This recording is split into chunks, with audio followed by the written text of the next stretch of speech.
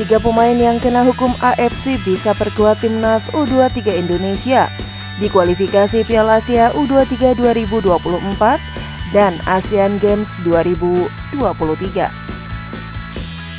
Kabar baik datang ke timnas U23 Indonesia jelang tampil di kualifikasi Piala Asia U23 2024. Anggota EXO PSSI Arya Sinulinga memastikan bahwa 3 pemain yang terkena hukuman dari AFC bisa membela timnas U23 Indonesia di ajang tersebut. Ketiga pemain itu adalah Titan Agung, Komang Teguh, Muhammad Taufani.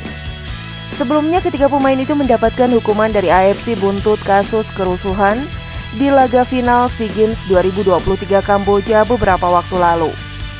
Ketiga pemain itu mendapat hukuman larangan bermain selama 5 pertandingan dan denda 15 juta rupiah. PSSI mencoba mengirimkan surat kepada AFC untuk menanyakan perihal hukuman ketiga pemain tersebut. Surat itu sudah dikirim PSSI kepada AFC pada Selasa 29 Agustus 2023. AFC baru membalas surat itu kepada PSSI pada Rabu 30 Agustus 2023. Kemarin sore kami baru mendapatkan surat konfirmasi yang mengatakan bahwa pemain-pemain yang diajukan Coach Sinteyong bisa ikut pertandingan di kualifikasi Piala Asia U23 2024, kata Arya, Kamis 31 Agustus 2023. Kata Arya, ada 2 poin surat yang diberikan AFC kepada PSSI. Poin pertama menyebutkan ketiga pemain itu dipersilahkan bermain untuk timnas U23 Indonesia di kualifikasi Piala Asia U23 2024.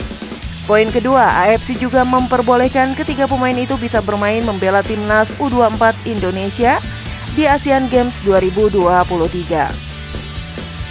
Perlu diketahui AFC sebelumnya menyebutkan kalau Taufani, Komang Teguh, dan Titan Agung hanya dihukum saat laga persahabatan saja, patak kategori umur yang sama dengan SEA Games dan tidak diorganisir oleh mereka.